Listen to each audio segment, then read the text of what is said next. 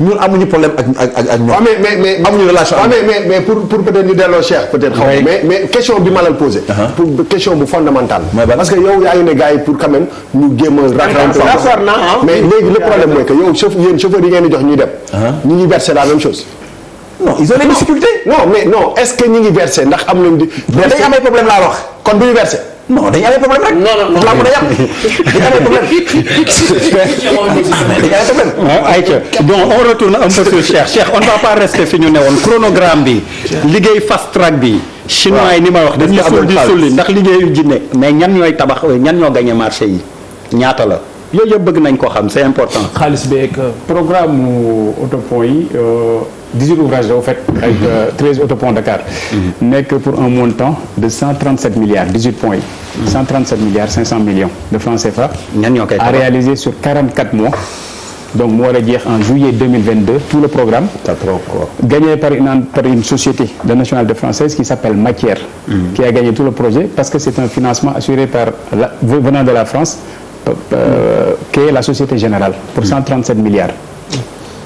Sur les 137,5. C'est-à-dire la France de l'argent. France moo ko defal. Non, j'ai dit c'est la Société Générale. Qui assure le financement. C'est une banque. Et c'est sa société qui construit les routes. xam nga Sénégal nous devons lu ñuy wax code des. maanaam bu ñu ko tënkee wolof mooy dañu leb xaalis ñu tabax foofu société tubaab tabax ko ba pare ñu war ko fayaat. pour ma tax loolu day nekk analyse superficielle boo xam ne parce que li may wax tout ça c'est régi par le code des marchés publics parce que offre spontanée la xam nga li offre spontanée boo xam ne code des marchés publics moo ko régir suivant les articles 81 et 82 donc da nga bëgg a expliquer que non permets-moi rek c'est pour dama bëgg a expliquer que par exemple bu ñu sànnee marché les entreprises maanaam sénégalaises yu fi nekk antanuñu marché boobu ba ñoom ñu mun ko commencer par financer ko seen bopp loolu nga bëgg a xool. principe offre spontanée mooy yow da ngay identifier des besoins de l'État yoo xam ne amul financement yi yow nga dem wuti financement. boo wutee financement booba yaa koy réaliser. entreprise sénégalaise yu si bari incité nañ leen ñu jéem ko def. am na ñu koy def am na ñu koy def souvent du question man mais pour man volonté la ak demande benn accompagnement boo xam ne il faut nga wuti ko souvent nag les gens dañoo conservateur li ñu tàmm mooy appel d'offre bëgguñu aujourd'hui adapté wu boobaa day compliqué c'est une société qui est venue xool Sénégal problème yi ñu am mobilité urbaine yan besoin la Sénégal am par rapport aux autoponts yi ñoom ils sont spécialisés dans sa matière ñu ñëw wuti seen financement andi ko État Sénégal si ñu dans le cadre d'une OSPONDé un contrat boo xam ne maintenant dans ce contrat il est stipulé entre autres par rapport à la sous-traitance parce que offre spontanée dafa am conditions yoo xam ne dañ koy décliner pour Sénégal gis ci boppam entre autres conditions dafa am li ñuy wax sous-traitance c'est-à-dire des entreprises de droit sénégalais dañ leen war a sous-traiter minimum 35% de droit sénégalais nga nekk étranger nekk de droit sénégalais bien sûr Charles non c'est pas parce que il a bien rebondi mais c'est exactement ça finalement c'est une entreprise française de droit sénégalais non de droit sénégalais c'est ce que je dis c'est une évidence ils peuvent être des Français et venir mooy c'est une évidence. mais Cheikh ci li nga xam ci expertise sénégalaise ak sunu xarañ ak yëpp ak yéen li ngeen jàngi woon nekk ay doomu Sénégal ndax jàpp nga ne tey autopont yooyu bu fekkee ne dañ koy def nii de façon progressive sur 44 mois 3 la ñu song sunu gars yi fi nekk nii amuñu possibilité tabax 3 autopont amuñu xaalis ñu xaar pare loolu ñu fay leen seen xaalis. xam nga Pape ñu ñëwaat rebondir sur les autres. mooy li ñuy wax wala ñu séddale leen 13 autoponts yi. xam nga mooy li ñuy wax léegi dafa nekk loo xam ne da ngay ñëw wut financement réalisé. entreprise sénégalaise tey boo demoon. def paquet ji wut financement ñu réalisé ko. ay la yéwén booba da nga koy am. maintenant li ñuy wax par rapport sous traitance bi dama jël exemple mel ni Yoff CSE moo koy defar CSE xanaa doon na ma duñu ay sénégalais. c'est kenn dox lu ñuy Sénégal xanaa si li même au delà te yemuma si loolu parce que dañuy wax entreprise bi mais yemuñu si loolu parce que tam dafa am lu ñuy wax leen genre offre spontanée boo ko dafa am lu ñuy wax transfert de technologie soo jëlee entreprise mel ni matière seen spécialité mooy lan defar métal par rapport ak seen marché bi ñu ko signé dafa am ay engagement yu jëlee état du Sénégal mooy former des Sénégalais si métier métal d'une de deux ñu créé fi usine am na usine bu ñu créé Diamniadio tout ce qui est béton préfabrication Diamniadio lañ koy defaree il y a plus de 200 Sénégalais yoo xam ne mosuñ jàngo moyen de préfabrication ñu ngi foofu di def préfabrication nga xam ne éléments yoo xam ne dañ koy defar Diamniadio indi ko fii tey usine bu ñu monté Diamniadio la ay Sénégalais ñoo fa la montage rek c'est pas ambitieux non Pape être plus ambitieux en réalité. mais Pape est-ce que tey Sénégal bu ñu paree ci autopont yi. est-ce que tey les Sénégalais. auront la possibilité bu fekkee ne transfert de technologie bi am na. ak compétence bi. dem Burkina wala Mali yóbbu fa seen expertise tabax fa autopont. pour man aujourd'hui Sénégal côté boobu dañ koy sant yàlla amuñ problème expertise en tout cas dans le domaine du BTP man bi ma gën a xam nga am ci lay liggéey problème bi ñu am souvent mooy lan aujourd'hui adapté aussi contexte mondial bi nga xam ne da nga war dem wuti ay financement yi pour liggéey am nañ technologie am nañ compétence mais d'habitude aussi les bailleurs qui viennent souvent dañuy ñëw wut lettre de confort ci gouvernement du Sénégal ci lettre de confort boobu ngay yóbbu wuti xaalis te d'habitude ni ko gouvernement di joxee yenn saa yi étranger yooyu yombalal leen ko mais est-ce que dinañ ko yombalal aussi le secteur privé local noonu mais Abdoulaye je suis nga baal ma mais je pense que li mu wax nii c'est très intéressant mais Abdoulaye Wade sous sa gouvernance il a essayé de propulser le secteur local mais en termes de service bi ñuy rendre service yi d'un point de vue qualitatif aussi il y avait beaucoup à dire Abdoulaye Wade dénk na fi ay nit tali pour ñu defar ko. La qualité n'était pas la qualité était mauvaise. Mais la qualité elle était très mauvaise. C'est-à-dire moi je suis d'accord pour le patriotisme économique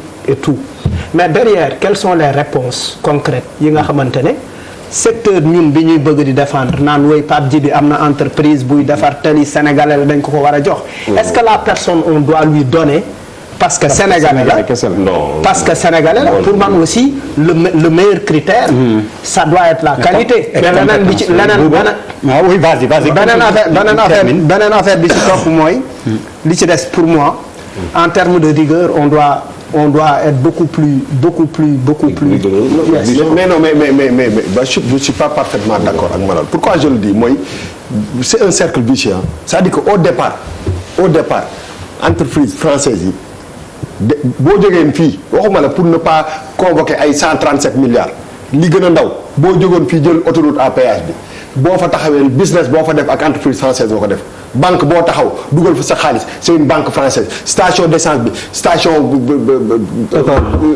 kii bu c'est-à-dire que il faut ñu comprendre benn affaire. oui mais maanaam non mais non xam nga moom doo ma dagg. dama la bàyyi ba nga pare moom émission bi mais moom moo ko non plus. émission bi non émission bi déglu da ngay déglu émission bi santul Ndour non au contraire non mais sois sérieux non mais bu ma la dagg daqat dagaate da ngay bàyyi nit ñi ñu dagg moom doo ma dagg te foofu laa dernière fois tu vas me laisser terminer après nga wax la may émission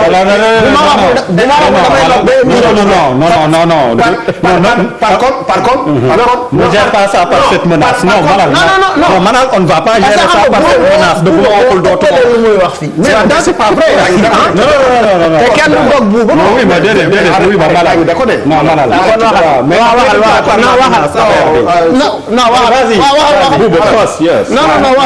man du ma toog si plateau bu mu. non tu me laisses da may bàyyi.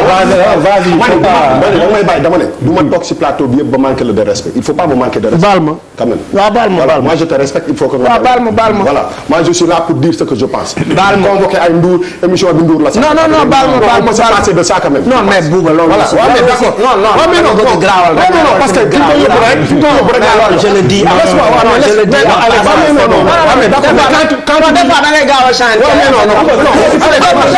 il faut que tu arrêtes. non sincèrement. mais moi je te coupe pas booy wax dama la est-ce que d'accord laisse-moi terminer l'évocation de Ndour. mais yaa ko fi évoqué. laisse-moi terminer. bi ngay wax dama la déglu. boo waxee du premier degré.